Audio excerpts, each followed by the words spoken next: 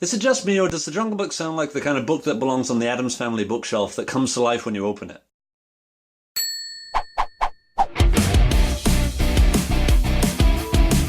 Hi, I'm Ryan, your host for The Toast, and I finally got time to see Jungle Book. So if you've never been a child and never heard of The Jungle Book, the story basically is there's an orphan kid in the jungle, he's raised by animals, and he gets to a certain age and they have to get him back to the man village before he gets too old and too dangerous to all the animals. Oh, and he's being hunted by a tiger. Now, I haven't seen The Jungle Book in years, since the before time, in the long, long ago. So this is the perfect time for an update, both filmatically and from my own mind. And talk about an update, this thing is beautiful. I mean, not just in scope or palette, but this is the kind of movie that restores my faith in CGI. That's a hard thing to do nowadays. You know how in a lot of movies CGI looks a little bit fuzzy around the edges and just kind of out of place?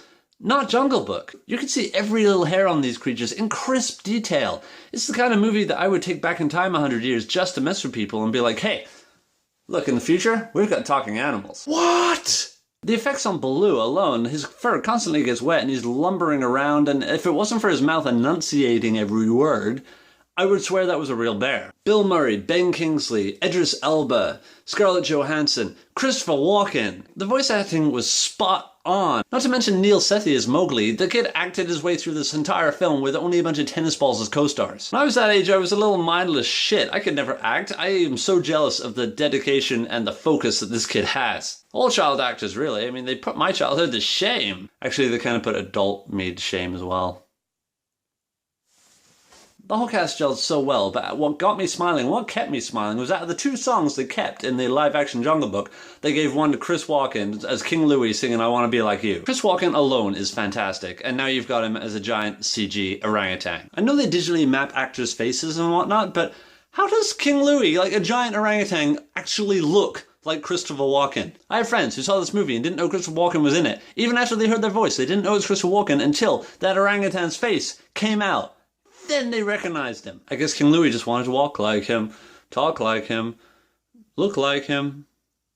Dum dum dum dum dum dum. Scarlett Johansson plays Kaa, the giant snake, and it's a very small part of the movie, but it's still an effective part. And one of the best tributes I found to the original, because Kaa's eyes in the original had like all the swirly hypnotic patterns.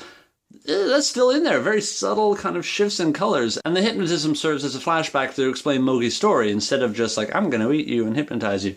So they did that really well. It was a really nice little use of that scene. Now I got a feeling there were 3 main songs in the movie, not just 2, but Scarlett Johansson's Trust in Me got pushed back to the end credits. I have a feeling it was supposed to be in the main film, but there's only so much time you can kill while you're singing the song and slowly coiling around your victim. So for pacing issues, I can see why they cut it, but I'm glad it found a home in the end credits. Now, I've heard a lot of people complain that this isn't a musical, so the 2 songs feel a bit out of place, but really, the 2 songs aren't sung by a whole choir of animals, they're only sung by 1 or 2 characters at a time, with a little bit of music, and I don't see a problem with that. It's a Jungle Book, you want to have some of the songs in there. As much as I love Bill Murray and Chris Walken and the rest of the voice talent, Idris Elba as Shere Khan just stole the show. I love my villains, and Shere Khan is more villainous than any human bad guy I've seen on screen for a long time. There's a scene where all he does is move his paw, and the whole audience held their breath.